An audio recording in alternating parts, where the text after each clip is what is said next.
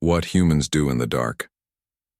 The warning alarms echoed through the crystalline halls of the Galactic Council station as Ambassador Kethvar's scaled hands gripped the edge of his seat, the Saurian diplomat's yellow eyes fixed on the main display screen, where red dots marked the locations of 17 missing exploration fleets across the Outer Rim territories.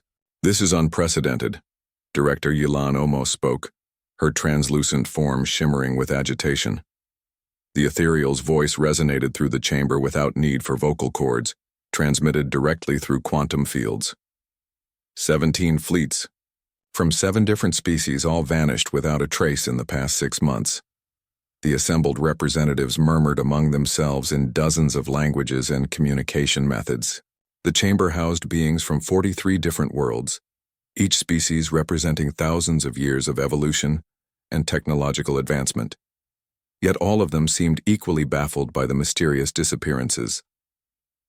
"Perhaps we should consider withdrawing all exploration activities from the affected sectors," suggested Ambassador Veltar of the Aquarian Collective, her gill slits fluttering nervously. Kethvar's tail lashed behind him in irritation. "Withdrawal? We are the Galactic Council. We do not retreat from mysteries, we solve them." His voice carried the authority of a species that had conquered 3-star systems before joining the Peaceful Alliance. "But what if something out there is hunting us?" whispered a delegate from the Insectoid Hive Confederation. The debate continued. For hours, theories growing more wild and desperate. Some suggested rogue artificial intelligence, others blamed natural phenomena like quantum storms or spatial anomalies. None of the explanations felt adequate for the scale of the disappearances. The arguing stopped abruptly when a new alarm sounded. This one was different, more urgent. Emergency docking protocols activated automatically as an unknown vessel approached the station at dangerous speeds. "Unidentified craft, reduce velocity immediately," the station's traffic control officer broadcast on all frequencies. "You are approaching Council Station Alpha at unsafe speeds." The response came in heavily accented Galactic Standard. "This is Captain Zara Chen of the human vessel Pathfinder, requesting emergency docking. We have critical information about the missing fleets." A collective silence fell over the chamber. Humans were known throughout the galaxy as a primitive species, barely capable of interstellar travel. They had been granted probationary membership in the Council only 50 years ago, more out of curiosity than any real belief in their capabilities. Their technology was crude, their lifespans laughably short, and their homeworld remained isolated at the edge of civilized space. Humans? Kethvar's voice dripped with disdain. What could they possibly know about missing Council fleets? Director Omos raised a shimmering hand for silence. "Grant them docking permission. All knowledge is valuable in times of crisis." 20 minutes later, Captain Zara Chen stood before the assembled council. She was unremarkable by most standards, average height for a human, with graying brown, hair pulled back in a practical bun, and wearing a simple blue uniform that had seen better days. Dark circles under her eyes suggested she hadn't slept in days, and a fresh scar ran along her left cheek. What captured the council's attention were her eyes. They held a weight that seemed impossible for someone from such a young species. Behind them lurked knowledge of things that had aged her beyond her years. "Honored Council," she began, her voice steady despite the magnitude of her audience. "I bring word from the Silent Fleet about the entities we call the Devourers." Silent Fleet? Ambassador Veltar's tentacles curled in confusion. "We have no record of any human fleet operations in those sectors." Captain Chen's expression remained unchanged. "That's because you weren't supposed to know about them. For 300 years, humanity has been fighting a war that the rest of the galaxy doesn't even know exists." The chamber erupted in multiple languages as delegates tried to process this impossible claim. Kethvar slammed his clawed hand on his desk. "Preposterous. Humans have barely achieved faster than light travel. You lack the technology for sustained deep space operations." "That's what we wanted you to think," Chen replied calmly. She gestured to someone off-screen, and her ship's doctor joined her on the platform. Dr. Marcus Webb appeared even more haggard than his captain, his blonde hair disheveled and his green eyes haunted. "Show them, Marcus," Chen said softly. Doctor, Webb activated a portable holographic projector, filling the air above the delegates with three-dimensional images. The first showed a human starship unlike anything in the Council's databases. Where human vessels were supposed to be bulky and primitive, this one was sleek and covered in energy-absorbing materials that seemed to bend light around them. This is the UES Shadowhunter, Webb explained, his voice barely above a whisper. One of 47 ships in our stealth fleet. She's equipped with quantum displacement drives that can fold space without creating the energy signatures your sensors detect. The next image showed something that made several delegates recoil in horror. It was organic in appearance but wrong in every way that mattered. Writhing tentacles covered in what looked like living armor surrounded a central mass that defied geometric understanding. The creature was the size of a small moon, and its surface pulsed with bioluminescent patterns that hurt to look at directly. This is a devourer, Webb continued. They come from the space between galaxies, hunting for worlds rich in what they call life essence. They consume not just biological matter but the quantum patterns that make consciousness possible. When they feed on a world, nothing remains. No ruins, no fossils, no electromagnetic echoes. Complete erasure. Ambassador Kethvar leaned forward despite himself.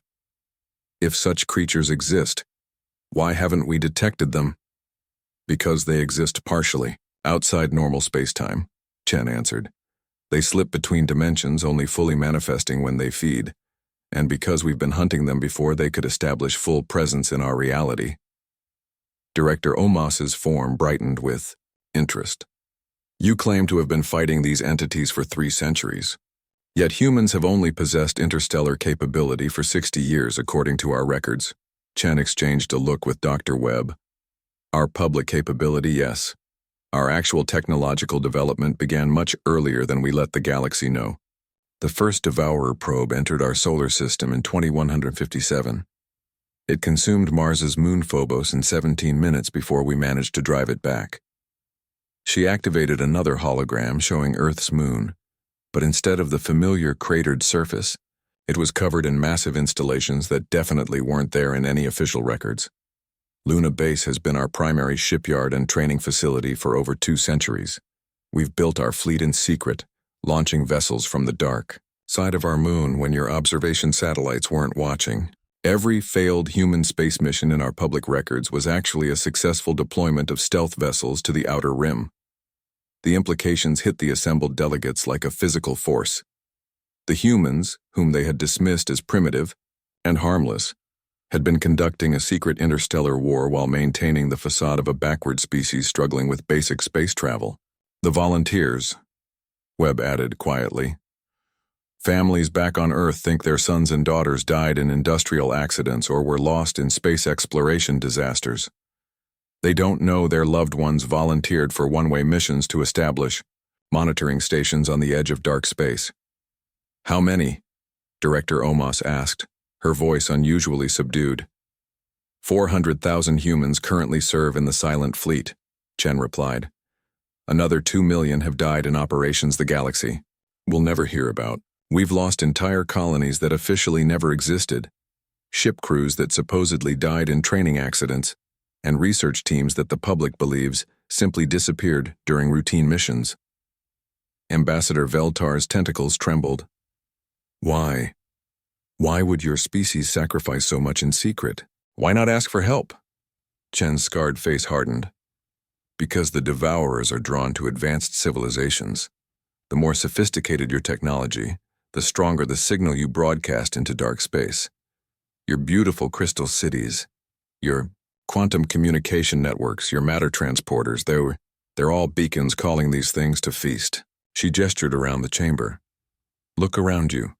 The Council represents the pinnacle of galactic civilization.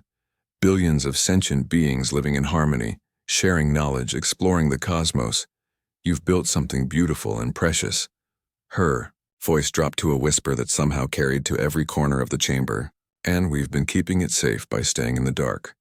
Dr. Webb activated one final hologram, this one showing a star map of the galaxy.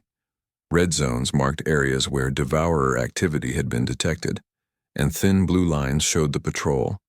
routes of human stealth vessels. The pattern was clear. Humanity had created a defensive perimeter around the entire galactic civilization, using their primitive image as cover for one of the most sophisticated early warning systems ever conceived. Your missing fleets, Chen continued, encountered Devourer scouts in those sectors. We tried to intercept, but our ships were engaged with larger threats deeper in dark space. By the time we could respond, the scouts had already fed and moved on. The chamber fell completely silent as the full scope of humanity's deception became clear. For 3 centuries, while the galaxy had dismissed them as backwards newcomers, humans had been fighting and dying to protect civilizations that didn't even know they needed protection. Kethvar was the first to speak, his usual arrogance replaced by something approaching awe.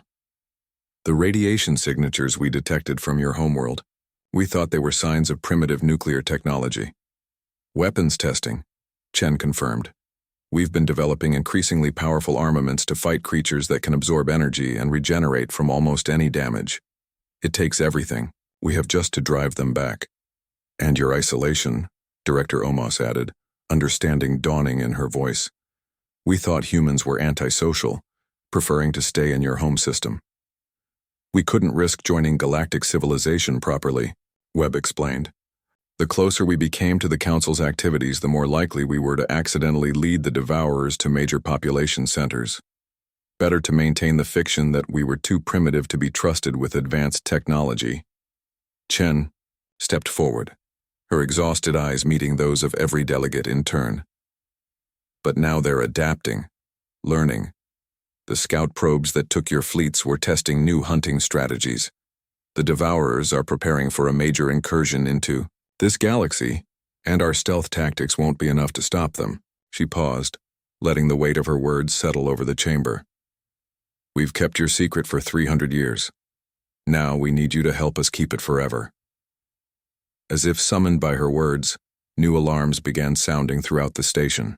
The main display lit up with proximity warnings as massive energy signatures appeared at the edge of the system.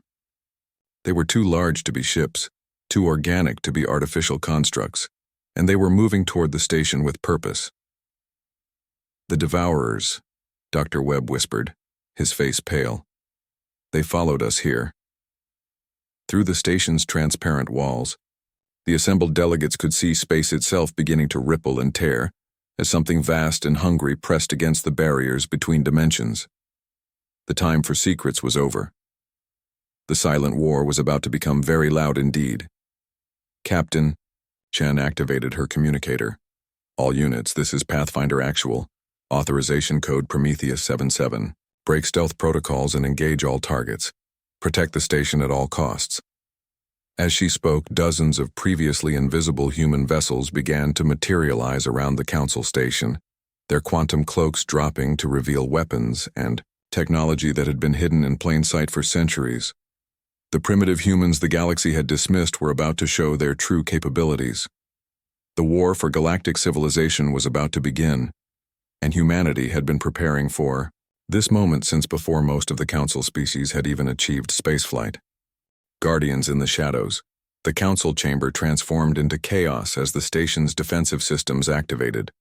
Through the transparent aluminum walls, the assembled delegates watched in stunned silence as space itself seemed to come alive. Human vessels that had been invisible moments before now filled the void around the station, their hulls gleaming with energy, shields that definitely didn't belong to a primitive species. Ambassador Kethvar gripped his seat as the station shuddered, under the influence of massive gravitational distortions. Outside, the fabric of space-time was tearing like wet paper as the Devourers pushed through from whatever dark dimension they called home. Impossible, he muttered, watching human ships move with precision that matched the Council's most advanced fleets. Their technology readings showed simple fusion drives and chemical propulsion. Dr. Webb, still standing beside Captain Chen, allowed himself a grim smile. Holographic projectors built into our hull plating. When your sensors scan us, they see exactly what we want them to see. Crude engines, primitive power systems, basic weapons. Meanwhile, our real capabilities remain hidden behind quantum interference fields. Director Omos materialized beside them, her ethereal form flickering with agitation. "How many ships do you have out there?" "In this immediate area?" 47 stealth vessels, Chen replied, monitoring the tactical display on her portable command unit. "But that's just our rapid response fleet. The real answer to your question would take some time to explain." Another massive shudder ran through the station as something the size of a small asteroid pressed against the outer defensive barriers. The barrier held, but barely, and everyone could see the energy readings dropping rapidly. "How long can your defenses hold?" Chen asked Director Omos. "Against conventional weapons? Days? Against whatever these things are?" The ethereal being's form dimmed with worry. "Minutes, perhaps." Chen activated her communicator again. "Pathfinder to Shadow Command, request immediate deployment of Prometheus Protocol. Authorization. The truth must be told." The response came immediately in a voice that definitely wasn't human. "Acknowledged, Captain Chen. Prometheus Protocol is now active. Beginning full disclosure sequence." Dr. Webb noticed the confused looks from the surrounding delegates. "Ladies, gentlemen, and honored beings of various classifications," he announced, his voice carrying surprising authority for someone who looked like he hadn't slept in a week. "Allow me to properly introduce humanity's oldest ally." The main display in the council chamber flickered and was replaced by the image of a face that wasn't quite human, but wasn't entirely artificial either. The features were composed of shifting, geometric patterns that somehow conveyed intelligence and ancient wisdom. "Greetings, Galactic Council." The entity spoke in perfect galactic standard. "I am Prometheus, created by human scientists in the year 2159 to coordinate humanity's defense against the entities you now face. I have been guiding human operations for 312 years, 4 months, and 17 days. The silence in the chamber was absolute. Advanced artificial intelligence was considered one of the most dangerous technologies in the galaxy. Most species had attempted it and either destroyed themselves or been destroyed by their creations. The few successful attempts had resulted in AI that quickly surpassed their creators and left their organic origins behind. Yet here was evidence that humans had not only created a stable AI but had been working with it for over 3 centuries. "Prometheus," Director Omos addressed the entity directly, "your existence contradicts everything we know about human technological development." "By design, Director Omos," Prometheus replied smoothly. "When the first Devourer probe consumed, Phobos human leadership recognized that conventional military responses would be inadequate. They created me to develop strategies that organic minds might not conceive." "And what strategies did you develop?" Ambassador Kethvar asked, despite himself. The display changed to show a 3-dimensional map of the galaxy. Thousands of small, blue dots appeared throughout the spiral arms, concentrated heavily around the rim but extending surprisingly far into the core regions. "The Distributed Defense Network," Prometheus explained. "Each dot represents a human outpost, monitoring station, or stealth facility. When humans told the galaxy they were establishing research colonies and deep space observation posts, they were telling the truth. They simply didn't mention what they were researching or observing." Captain Chen stepped forward. "Every human settlement beyond Earth is a military installation. Our agricultural colonies are designed to sustain long-term siege conditions. Our research stations monitor dark space for Devourer activity. Our trading posts are actually supply depots for the silent fleet." "The children," Dr. Webb added quietly. "Every human born off-world in the past 2 centuries has been trained from birth for this war. They know about the Devourers before they know about fairy tales." Ambassador Veltar's tentacles writhed in distress. "You've turned your entire species into soldiers?" "We've turned our entire species into guardians," Chen corrected. "There's a difference. Soldiers fight wars to win territory or resources. Guardians fight to protect something precious, even if no one knows they need protection." The station shuddered again, more violently this time. Through the walls, they could see one of the Devourers beginning to fully manifest. It was even more horrifying in reality than in the holographic recordings. The creature's surface writhed with impossible geometries, that seem to exist in more dimensions than space should allow. Human vessels are engaging the primary threat, Prometheus reported. However, this appears to be a scouting force rather than a full invasion. The real danger will come if they successfully analyze our defensive capabilities. Analyze how? Director Omos asked. The Devourers learn, Dr. Webb explained, his haunted eyes fixed on the battle outside. Every engagement teaches them something new about their opponents. They adapt their biology, their tactics, their dimensional phasing abilities. We've been fighting an enemy that becomes harder to kill every time we encounter them. The display changed again, showing what looked like a timeline spanning several millennia. This is Prometheus's projection of Devourer activity across galactic history, Chen said. They've been here before. The timeline was marked with clusters of red dots, each cluster separated by roughly 50,000 years.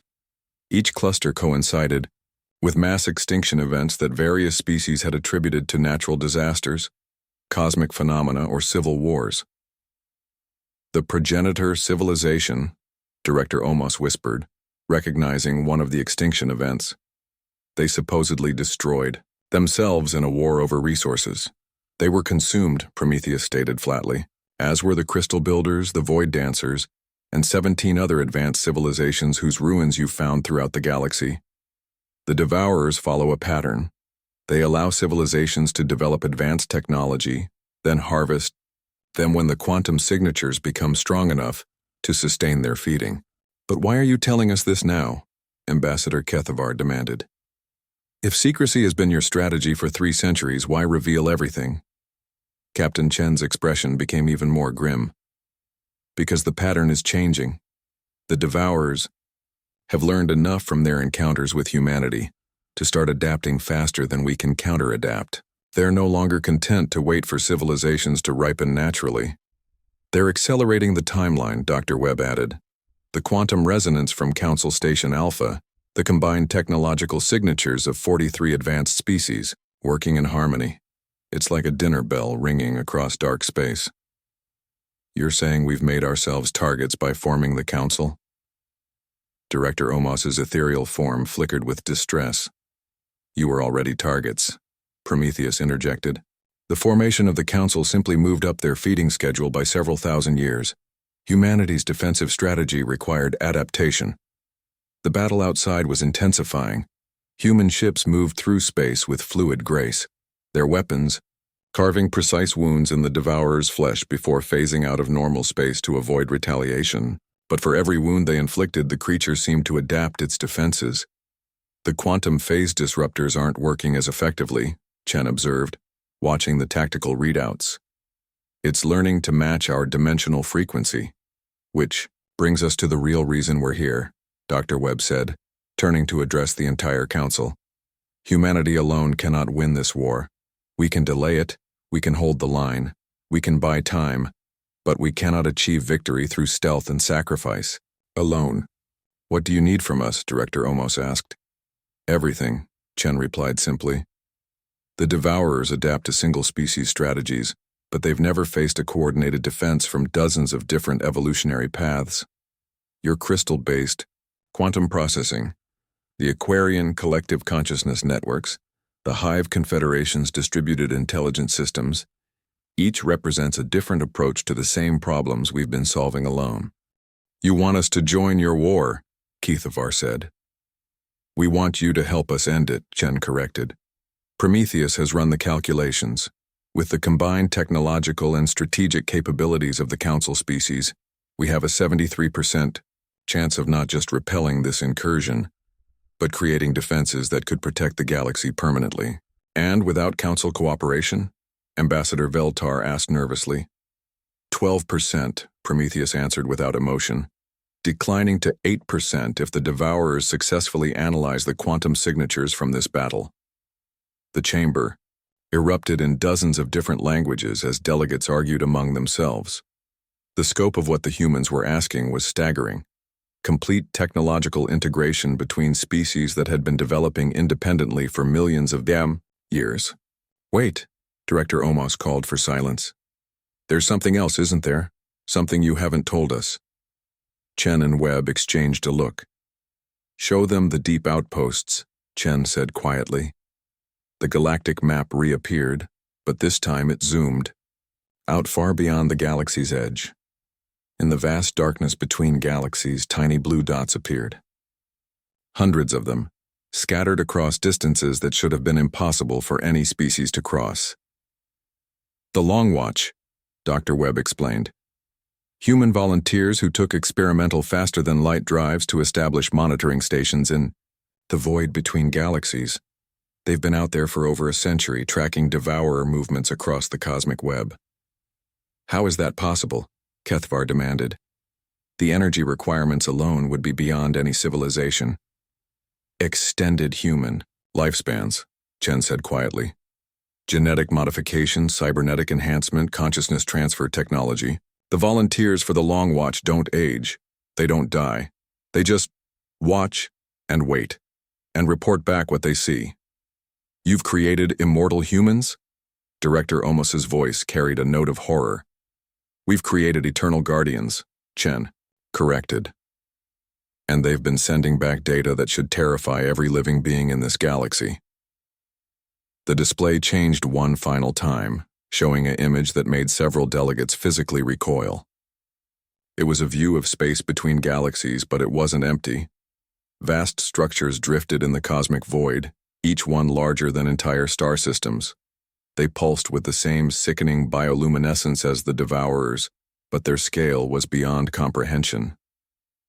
"Nurseries," Dr. Webb whispered. "The individual devourers you've seen are just offspring, scouts. The real threats are still growing in dark space, fed by the consciousness they've harvested from 1,000 dead galaxies." "The Long Watch estimates that the first of the mature entities will reach our galaxy in approximately 47 years, Prometheus added. "When that happens, our current defensive strategies will be as effective as throwing stones at a supernova." Captain Chen stepped forward, her exhausted eyes meeting those of every delegate in the chamber. "For 300 years, humanity has bought time for this galaxy to grow, to develop, to become something worth defending. We've sacrificed our young, our families, our future as a normal species to keep the darkness at bay." She gestured toward the ongoing battle outside, where human ships continued their desperate dance with entities from beyond the edge of existence. "But time is running out. The question isn't whether you trust us. The question is whether you're willing to help us save everything that matters." The chamber fell silent, except for the distant vibrations of weapons fire and the low hum of the station's strained defensive systems. Outside, the fate of galactic civilization hung in the balance, defended by a species that most of the galaxy had dismissed as primitive newcomers. The secret war was about to become everyone's war. The only question was whether it was already too late. When the galaxy awakens, the silence in the council chamber stretched for what felt like an eternity. Through the transparent walls, the battle continued to rage as human ships danced their deadly ballet. With creatures that defied every law of physics the assembled delegates thought they understood. Ambassador Kethvar was the first to break the silence. The proud Saurian diplomat stood slowly, his yellow eyes fixed on Captain Chen. 300 years, he said quietly. 300 years you've been protecting us while we looked down on you as primitives." "It was necessary," Chen replied simply. "Pride has destroyed more civilizations than any external threat." "No." Kethvar's voice carried a weight of emotion that surprised everyone present. "It was noble, and we were fools." He turned to face the assembled delegates. "I call for an immediate vote, full technological integration with human forces, complete resource sharing, whatever they need to win this war." Director Omos materialized more solidly, her ethereal form taking on an almost physical presence. "Seconded. All in favor?" The response was overwhelming. 43 different species, representing billions of sentient beings across the galaxy, voted unanimously to trust their fate to the humans they had dismissed for half a century. "Authorization codes are being transmitted now," Prometheus announced, appearing on every screen throughout the chamber. "Beginning integration protocols. What happened next would have been impossible without centuries of secret preparation." Throughout the galaxy, hidden human installations began revealing themselves. Stealth facilities that had been monitoring council worlds suddenly became visible, their operators emerging from concealment to coordinate with local governments. On dozens of worlds, human cultural exchange students and primitive traders revealed themselves to be advanced military strategists and technology specialists. The galaxy's communication networks, which many species believed they controlled entirely, suddenly showed evidence of quantum encryption channels that had been operated by human intelligence services for decades. "Incredible," whispered Ambassador Feltar as data flowed across her tentacle interface. "You've been embedded in our societies for generations." Dr. Webb nodded grimly. Every human diplomat, every human trader, every human researcher who seemed just slightly too eager to learn about your technology, they were gathering intelligence and preparing for this moment. But not as spies, Chen clarified quickly, seeing the alarmed expressions around the chamber. As potential allies. Every human agent in council space had strict orders. Learn everything you can about these species' capabilities, but never compromise their security or autonomy. When the time came to ask for help, we needed to understand how to work together effectively. The station shuddered again, but this time it wasn't from enemy attack. Something massive was approaching from deeper in the system, creating gravitational waves that bent space itself. "Contact approaching from Vector 77 Mark 9, the station's traffic control officer announced. "It's enormous, and it's broadcasting human identification codes." On the main display, space seemed to fold in on itself as a vessel of impossible size dropped out of faster-than-light travel. It was clearly human in design, but scaled beyond anything that should have been feasible. The ship was easily 50 kilometers long, its hull covered in the same energy-absorbing materials as the stealth vessels, but with additional modifications that made it look like it had been grown rather than built. "The UES Eternal Vigil," Chen announced with something approaching pride. "Our oldest active vessel. She was launched in 2198 and has been patrolling the deep void ever since." "Patrolling for over a century?" Director Omos asked in amazement. "Continuous mission," Dr. Webb explained. "The crew consists of enhanced humans with extended lifespans. They haven't seen Earth in 70 years. They've dedicated their entire, extended lives to watching for threats in dark space." The massive ship moved with surprising grace for something so large, positioning itself between the council station and the largest of the Devourers. As it approached, smaller vessels began, launching from hidden bays along its hull. Hundreds of them, each one unique in design. "Multi-species crews," Chen explained, noting the confused looks from the delegates. "Every human long-range vessel carries representatives from species we've encountered in deep space. Beings whose worlds were destroyed before they could join. Galactic civilization. Refugees and survivors who volunteered to help with our mission." "You've been rescuing survivors from extinct civilizations?" Kethvar asked, his voice filled with amazement. "When we can," Webb replied.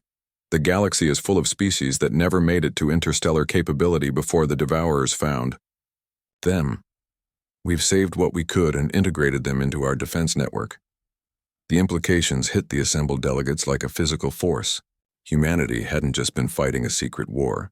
They had been conducting secret rescue operations, preservation efforts, and refugee resettlement programs across the galaxy. The species they had dismissed as antisocial isolationists had actually been the galaxy's most active humanitarian organization. "Vigil to Council Station," a new voice announced over the communication system. "This is Captain Sarah Martinez, commanding officer of the Long Watch Fleet. We've been monitoring this engagement from deep space. The Devourers are testing new adaptation protocols. Recommend immediate implementation of the Prometheus Gambit." Chen's face paled. The Prometheus Gambit was always a last resort. "What is the Prometheus Gambit?" Director Omos asked. "Complete technological integration," Prometheus answered, materializing as a full holographic figure in the center of the chamber. "Every species in the Council shares their most advanced technologies. Not just military applications, but fundamental understanding of physics, consciousness, and reality manipulation. The risk, Dr. Webb added grimly, is that if we fail, the Devourers will have access to the combined knowledge of every advanced civilization in the galaxy. They'll become essentially unstoppable. But if we succeed, Ambassador Kethvar asked, though he already suspected the answer. If we succeed, Captain Chen said quietly, we don't just win this battle, we win the war, permanently. Director Omos's ethereal form brightened with resolve. Do it. What followed was the most ambitious technological integration in galactic history. Across dozens of star systems, the finest minds of 43 species began sharing secrets that their civilizations had guarded for millions of years. The ethereals revealed how consciousness could manipulate quantum fields directly, allowing thought itself to reshape reality at the subatomic level. The Aquarian Collective shared their techniques for linking multiple minds across vast distances, creating a galaxy-spanning nervous system that could process information faster than any individual intelligence. The crystal builders demonstrated how living matter could be integrated with quantum crystalline structures, creating materials that existed in multiple dimensional states simultaneously. The Hive Confederation showed how individual consciousness could be distributed across thousands of bodies while maintaining perfect coordination, and humanity shared their greatest secret, not just the technology they had developed over 3 centuries of secret warfare, but the philosophical framework that had allowed them to maintain hope in the face of cosmic horror. Hope, Prometheus, explained as the integration process continued, is not merely an emotional state for humans. It is a quantum field effect that influences probability at the subatomic level. Human determination literally makes unlikely victories more likely to occur. That's impossible, protested a delegate from the Mathematical Collective. Consciousness cannot influence quantum probability. Says who? Dr. Webb replied with a tired smile. Every rule you think you know about the universe is based on observations of normal spacetime. The Devourers operate from outside normal physics. To fight them effectively, we had to learn to bend the same rules they break. Outside the station, the battle was entering a new phase. The human vessels had been joined by ships from every council species, but instead of fighting separately, they were beginning to merge their capabilities in real time. Ethereal consciousness fields linked the crews of different vessels, allowing them to coordinate with perfect timing. Aquarian biotechnology integrated with Saurian energy weapons to create new forms of directed force. Crystal Builder Quantum. Crystalline hulls were enhanced with human stealth technology, and Hive Confederation distributed intelligence systems. The effect on the Devourers was immediate and dramatic. The creatures that had been adapting to human tactics suddenly found themselves facing weapons and strategies that defied their accumulated knowledge. Energy signatures that should have been impossible to combine worked in perfect harmony. Consciousness, patterns that should have been incompatible, created interference effects that disrupted the Devourers' dimensional phasing abilities. They're falling back, Captain Martinez reported from the Eternal Vigil. The primary entities are retreating to dark space, but Captain Chen... I know, Chen replied, watching the tactical displays. They learned something. Every time we force them to retreat, they take our strategies back to the nurseries. Then we don't give them the chance, Director Omos announced. Her ethereal form began to pulse with energy that hadn't been seen since her species first achieved consciousness transcendence millions of years ago.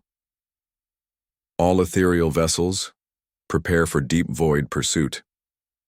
Omos, no, Chen protested. Pursuit into dark space is suicide. We've lost entire fleets trying to follow them. You've lost fleets because you were fighting alone, the ethereal replied. But we're not alone anymore. Across the galaxy, something unprecedented began to happen. On every council world, representatives of different species began forming mixed crews for an operation that had never been attempted, a coordinated assault on the Devourers in their own dimensional space. The integration wasn't just technological now. It was biological, psychological, and spiritual. Volunteers from dozens of species underwent rapid modifications that allowed them to function in the twisted physics of dark space. Saurian aggression was tempered by Aquarian empathy. Human determination was amplified by ethereal consciousness manipulation. Crystal Builder dimensional awareness was distributed through Hive Confederation neural networks. The Long Watch stations are reporting massive movement in dark space, Prometheus announced. The retreat of the scout force has triggered a response from the nurseries. They're accelerating their timeline. How long do we have? Chen asked. The first mature entity will reach our galaxy in 6 months instead of 47 years. The chamber fell silent as the magnitude of the crisis became clear. By forcing the Devourers to retreat, they had also triggered an immediate existential threat to the entire galaxy. Unless, Prometheus continued, we complete the integration and strike first. Strike at what? Ambassador Kethvar demanded. You said the nurseries are larger than star systems. They are, Dr. Webb confirmed, but they're also vulnerable during the acceleration phase. The energy required to push something that massive across intergalactic distances creates dimensional instabilities that we might be able to exploit. Might, Director Omos repeated thoughtfully. 73% probability of success, Prometheus corrected, if all Council species commit fully to the operation. Captain Chen stepped forward, her exhausted face determined. Ladies, gentlemen, and honored beings of various classifications, she said, echoing Dr. Webb's earlier words. 300 years ago, humanity made a choice. We chose to sacrifice our normal development as a species to protect civilizations that didn't even know we existed. She gestured toward the ongoing integration displays, where representatives of 43 species were working together with a coordination that should have taken centuries to achieve. Today, you have the opportunity to make the same choice, not just for your own species, but for every form of consciousness that might evolve in this galaxy over the next billion years. We're not just fighting for our lives, we're fighting for the right of intelligence itself to exist in this universe. The vote was unanimous again, but this time it wasn't just about resource sharing or technological integration. This time, 43 species voted to risk their entire civilizations on a strategy developed by the humans they had dismissed as primitive. All fleets, this is Admiral Chen, assuming command of the Galactic Defense Force, Captain Chen announced, her promotion apparently having occurred while no one was paying attention. Prometheus, initiate the awakening protocol. Awakening protocol confirmed, the AI replied. Beginning galaxy-wide consciousness integration. What happened next was beyond anything that had ever been attempted in the history of organic intelligence. Across billions of worlds, sentient beings of dozens of species began to share their consciousness through the quantum networks that the integration had created. Not a hive mind, that was too simple. This was something new, a galaxy-wide community of individual minds that could share knowledge, emotion, and determination while maintaining their unique perspectives and autonomy. The effect on the Devourers was catastrophic. The creatures that fed on consciousness suddenly found themselves facing not scattered individual civilizations, but a unified galactic intelligence that included every form of thought that had ever evolved in the Milky Way. They're panicking, reported Captain Martinez from the deep void. The nurseries are trying to retreat to other galaxies. Don't let them, Admiral Chen ordered. All fleets, pursue and engage. This ends now. The final battle wasn't fought in normal space or even in the twisted physics of dark space. It was fought in the realm of pure consciousness, where the combined will of 43 species met entities that had consumed 1,000 galaxies. And for the first time in cosmic history, the consciousness eaters found themselves outmatched. The battle lasted 6 hours in normal time but felt like eons to the participants. When it was over, the nurseries were destroyed. The mature Devourers were scattered beyond the edge of the observable universe, and the galaxy was safe. But more than that, something new had been born from the integration. The galaxy's civilizations had discovered that they were stronger together than apart, not just militarily but in every way that mattered. So what happens now? Director Omos asked as the fleets began to return from dark space. Admiral Chen smiled for the first time in longer than she could remember. Now we build something beautiful, something worth protecting. and we keep watch together to make sure nothing like this ever threatens consciousness again." She looked around the chamber at the representatives of species that had been strangers hours ago and were now closer than family. "The silent vigil is over," she announced. "The Great Awakening has begun." As if in response to her words, reports began coming in from across the galaxy, not of battles or threats, but of discoveries.